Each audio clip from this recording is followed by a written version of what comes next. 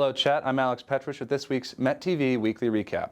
We've got a ton to cover today, from epic rap battles, a new look for the Rockies, and wrongfully deported U.S. citizens. Let's get started.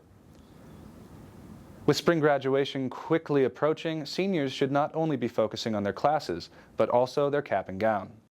All primary regalia was supposed to be ordered on March 14th, and secondary regalia was supposed to be ordered on April 4th. But if you missed the deadlines, you can still order your cap and gown at St. Cajetan's Cap and Gown Pickup on April 22nd and April 26th from 10 a.m. to 5 p.m. on both days. If you don't have your regalia before your ceremony, don't worry. You can rent out a cap and gown on commencement day. A beloved member of the Cheyenne Mountain Zoo passed away on Tuesday, April 8th. Roxy was a 48-year-old female western lowland gorilla that had been a member of the zoo since her birth in 1976. She was the longest living resident in the zoo, the 5th oldest and 3rd oldest female western lowland gorilla in the Association of Zoos and Aquariums Human Care. Roxy played a role in the western lowland gorilla species survival plan and the cohesiveness of the gorilla troop at CM Zoo. She was humanely euthanized on Tuesday, April 8th due to an age-related decline. After Roxy passed away, she was brought back into the enclosure so her troop could properly say goodbye and understand her absence. The zoo stated that Roxy will be remembered for wrestling and chasing the young gorillas at the zoo. In a meeting this past week, Salvadoran President Nayib Bukele says he doesn't have the power to return Kilmar Abrego Garcia, a man mistakenly deported to El Salvador. Our reporter Cecilia Perez Najera is here to give us all the details. President Trump and Salvadoran President Nayib Bukele met in D.C. Monday and both made it clear Kilmar Abrego Garcia, a Maryland man that was mistakenly deported to El Salvador despite a U.S. court order blocking it, will not be returned to the United States. Garcia was detained by ICE on March 12th in Baltimore, and just a few days later, on March 15th, he was sent to El Salvador as a part of a $6 million deal the Trump administration made with the country to provide detention services. Garcia is now being held at a Salvadoran prison called Secot, known for holding hardened criminals in the wake of the country's gang crisis. On March 31st, it was reported that Garcia's imprisonment was an administrative error, and by April 10th, the Supreme Court ruled unanimously for the Trump administration to facilitate his release. However, during President Trump and President Bukele's Monday meeting, they claimed to have deported Garcia because of alleged ties to MS-13. The Supreme Court made their ruling last night very clear that it's the administration's responsibility to facilitate the return, not to effectuate the return. And despite the ruling, Bukele won't budge, insisting he won't smuggle a terrorist into the States, despite no clear evidence that Garcia is tied to gangs. How can I return him to the United States? Like, I smuggle him into the United States, or what do I do? Of course, I'm not going to do it. Bukele called the request preposterous, and Trump's top aides say the U.S. has no authority to extract him. This is international matters, foreign affairs. If they wanted to return him, we would facilitate it. Because of this, the Trump administration had filed to suspend a judge's request to provide sworn testimony by Trump official administration that they had complied with the orders to facilitate Abrego Garcia's return.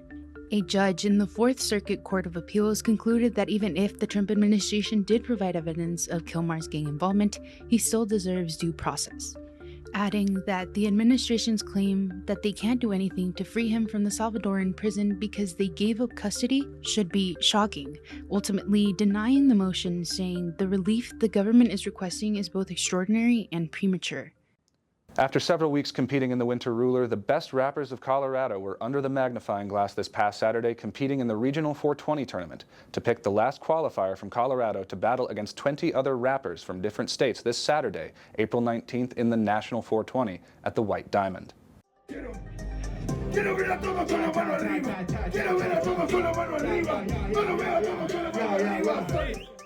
Those were the voices echoed in the spectacular rap battles that took place at the Regional 420 tournament on April 12th, where the rappers brought their all to write their names into the National 420 tournament, the first national tournament that Colorado Freestyle will host since its creation in 2019.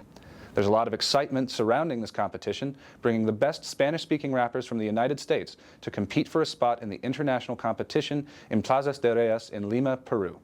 The battle's results would give the competitors more points for the Winter Ruler in order to move up in the table and qualifying along with the winner of the Regional 420, as the last 4 rappers will be representing Colorado.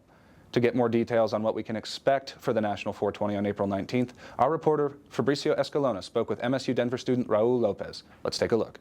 It's going to be great because they will have the chance to see new people, new faces, or rappers that they only saw through YouTube or through like videos.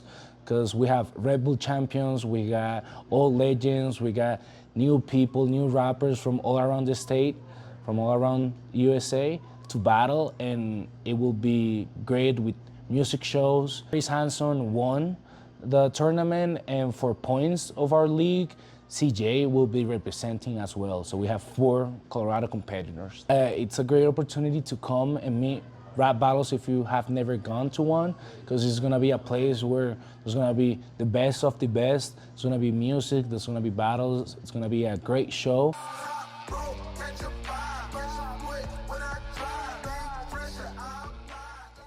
Well, once again, the Colorado Rockies have been off to a slow start this season.